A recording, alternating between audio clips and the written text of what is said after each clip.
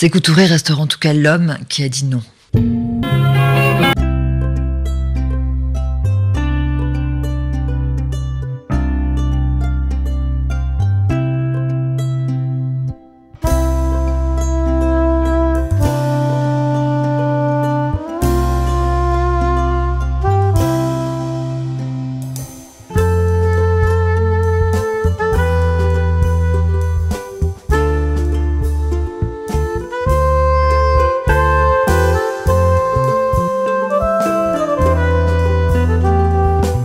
Sékou Touré m'a dit que le général de Gaulle ne pouvait pas savoir que j'étais obligé de parler très fort dans mes discours parce que comme ma maman était un peu sourde, déjà comme enfant, j'étais obligé de pleurer plus fort que les autres pour avoir du lait.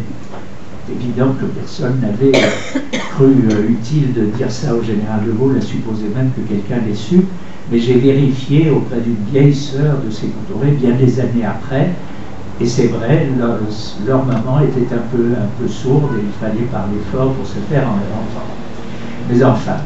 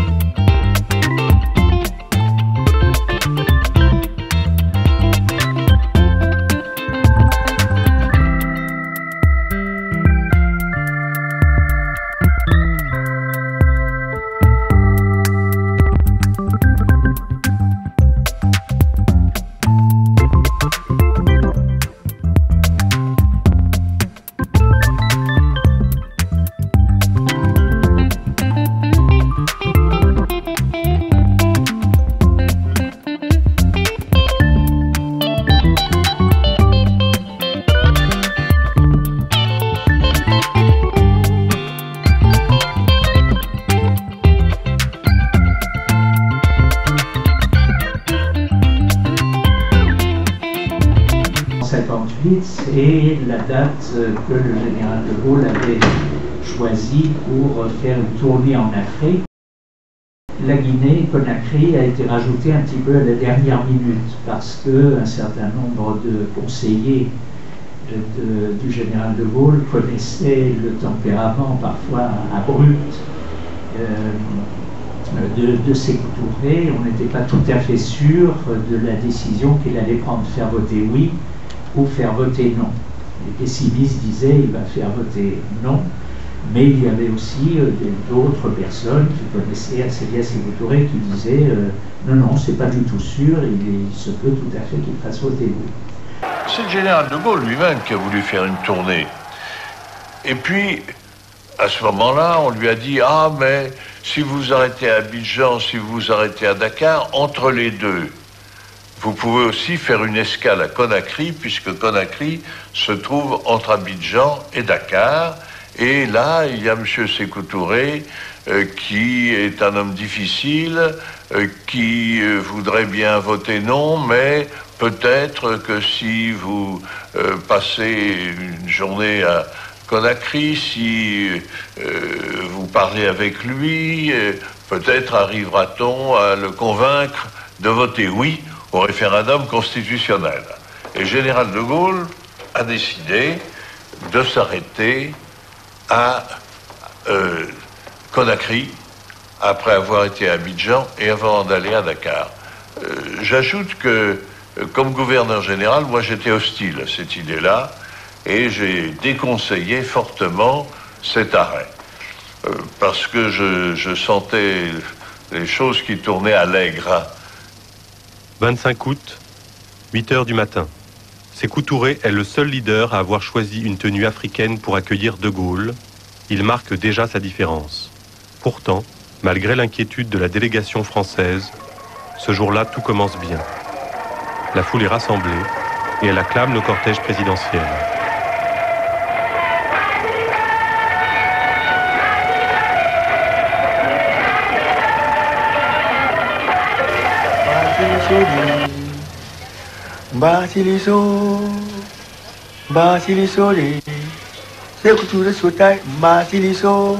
De Gaulle a bien entendu ça.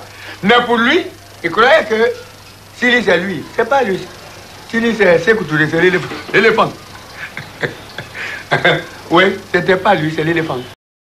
Le peuple entier de Conakry était présent, acclamant, et c'est ce que les accompagnateurs du général de Gaulle n'ont pas compris. C'est que les acclamations s'adressaient, sinon beaucoup plus, du moins autant, à Sékou Touré, qui était à ses côtés dans la voiture. C'est d'ailleurs pour que ces acclamations ne se trompent pas, ne puissent pas se tromper, que j'avais tellement insisté, car il avait fallu que j'insiste beaucoup, contrairement à ce qu'on pourrait croire, pour que le président Sékou Touré, qui était maire de Conakry depuis plusieurs années, qui était député de la Guinée, qui était vice-président du Conseil du gouvernement, et qui venait d'être nommé président du gouvernement depuis le 15 juillet, soit à côté du général.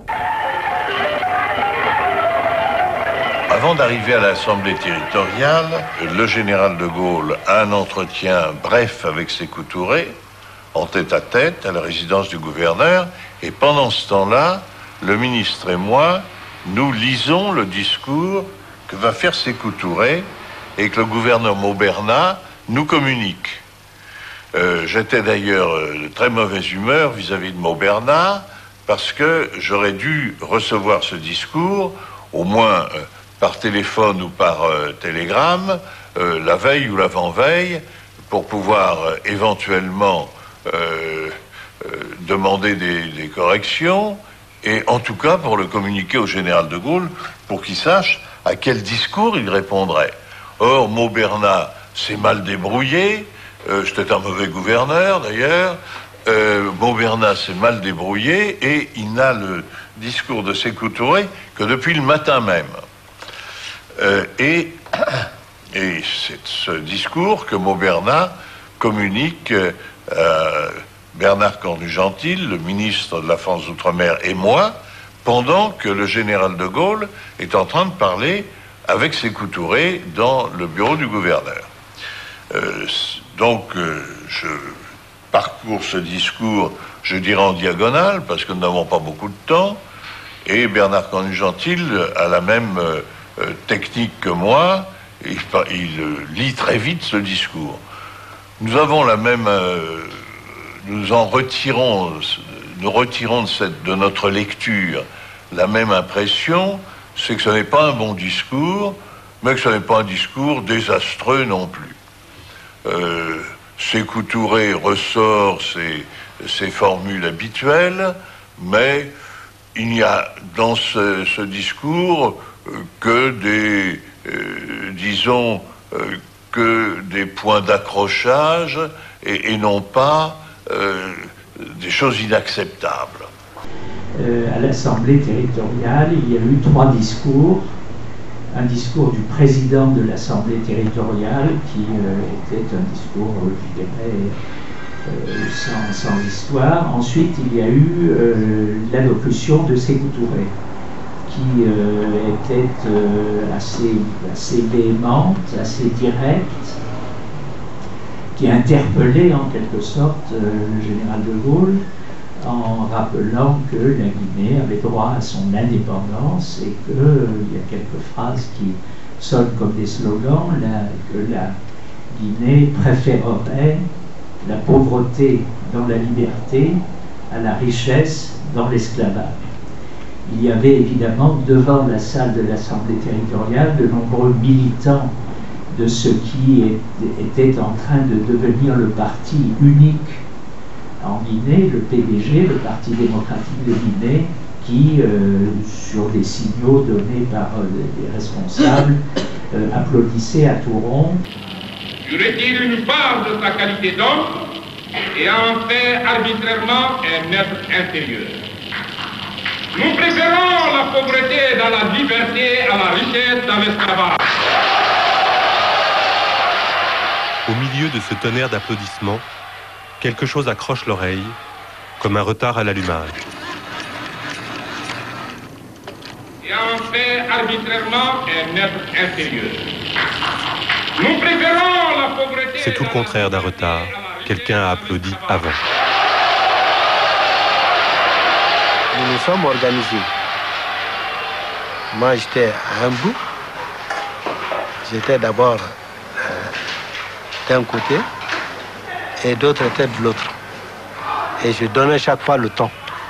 Mais pas ça qu'il fallait applaudir frénétiquement. Il fallait le faire. Ou il fallait dire bravo, vive l'indépendance, vive le Nord. On a tellement applaudi, nous avons tellement approuvé le rapport sur toute la ligne que De Gaulle s'est levé, il a répondu et il a dit ce qu'il pouvait dire. Sékou Touré s'est levé et a prononcé son discours. Le discours que nous connaissions tous. Mais ce qui a surpris, ça a été le ton employé par Sékou Touré, qui a employé le ton qui lui était, et qui lui est encore certainement, habituel. C'est-à-dire le ton de quelqu'un qui parle dans un meeting et qui appuie non seulement de la voix, mais du geste et du poing sur la table, les principaux passages. Ce qui fait que ce discours qui ne différait absolument pas de tous les discours antérieurs de Sékou Touré a fait une impression assez extraordinaire. Oui, le général s'est levé à ce moment-là, a répondu par un discours très bref, dans lequel il disait deux choses principales. Premièrement, je me suis aperçu en écoutant les orateurs que la France avait fait du bon travail et que la langue française était possédée et maniée d'une façon extrêmement brillante. Et deuxièmement, vous voulez l'indépendance. Si vous voulez l'indépendance, vous n'avez qu'à voter non le 28 septembre et la France n'y fera aucunement obstacle. Point. À la ligne. Elle en tirera bien entendu les conséquences. Messieurs, bien du plaisir. Et bien que Sékou Touré ait eu des phrases tout à fait, je dirais, positives, il a notamment dit qu'il ne s'agissait pas du tout de vouloir se séparer de la France, que la Guinée souhaitait devenir indépendante et conclure aussitôt des accords d'association avec la France. Sékou Touré avait dit, ce qui était une position parfaitement logique, si la Constitution nous donne le droit à la libre disposition, la possibilité de régir nous-mêmes nos propres affaires, ce que ne laissait pas la Constitution de 58, pour qui c'était ou bien vous acceptez la communauté, ou bien vous êtes exclu. S'il y avait donc eu une autre version de la Constitution, la Guinée ne voulait pas, et Sékou Touré ne voulait pas la séparation. La séparation, elle a été imposée par le général de Gaulle. Mais qu'elle ne voulait pas la communauté française, puisque dans la communauté, la France se réservait la monnaie, la défense, les affaires étrangères, etc. Toutes choses qui n'étaient pas le cas, par exemple, dans le Commonwealth. Dans le Commonwealth, le Ghana, qui a accédé à l'indépendance un petit peu plus d'un an avant la Guinée, en mars 1957, a eu droit à un message de la reine Elisabeth, un message du Premier ministre Macmillan, à la duchesse de Kent, qui était la nièce de la reine, qui a passé 4 jours à Accra au moment de l'indépendance. On savait que le Ghana resterait dans le Commonwealth, resterait dans la zone sterling, et dès le lendemain de l'indépendance, la Grande-Bretagne a soutenu la candidature du Ghana à l'Organisation des Nations Unies. Toutes choses qui, 1 an et demi après, en Guinée, ne se produiront absolument pas. Sékou Touré m'a dit un jour, je lui parlais de ce projet de biographie déjà alors que j'étais en poste là-bas entre 75 et 79. Alors d'abord comme l'un de ses mots favoris, c'était le mot peuple, qu'il écrivait d'ailleurs toujours avec un P majuscule. Je lui ai dit un jour j'écrirai votre biographie. Alors il s'est tout de suite récrié en disant mais non, vous n'y pensez pas, c'est pas moi qui suis important, c'est pas l'homme qui est important, c'est le peuple. Mais ça a quand même dû le travailler un petit peu, puisque quelques jours après il m'a dit si vous tenez toujours à ce projet, je vais vous donner quelques conseils de personnes qu'il faudrait voir, qui m'ont connu quand j'étais jeune, quand j'étais écolier, quand j'étais syndicaliste, etc., etc. Toutes personnes que j'ai vues, évidemment, au fil des années. Le général de Gaulle a très mal pris ce discours. Il n'est d'ailleurs pas venu à la réception et au dîner qui était organisé pour lui au palais du gouverneur. Et le lendemain matin, en prenant l'avion pour Dakar, il a assez sèchement pris congé de Sékou Touré en disant à ses collaborateurs, à lui, général de Gaulle, nous ne ferons jamais rien avec cet homme-là.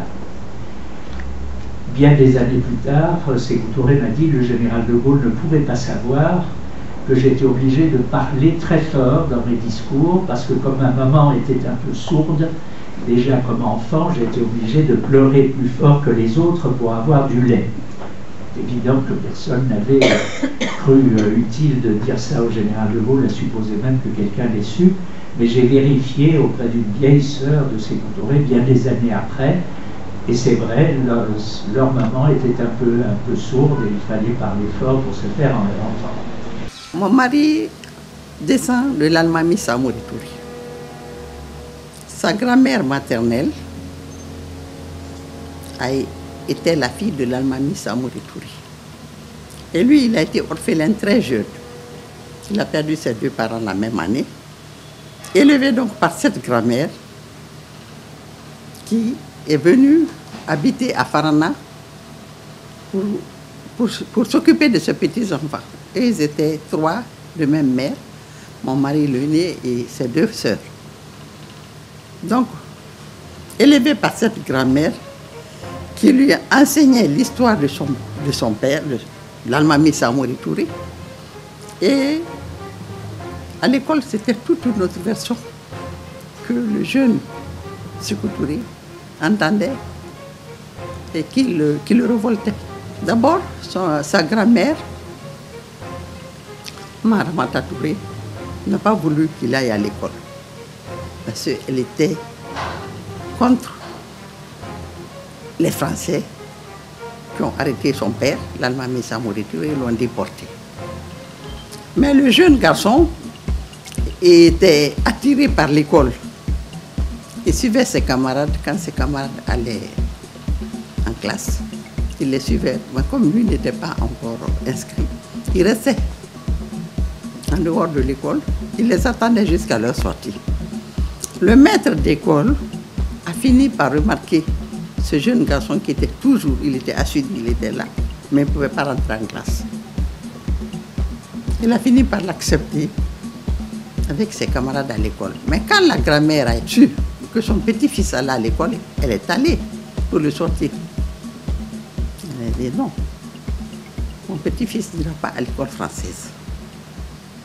Donc, très jeune, il s'est vu lancer dans la vie.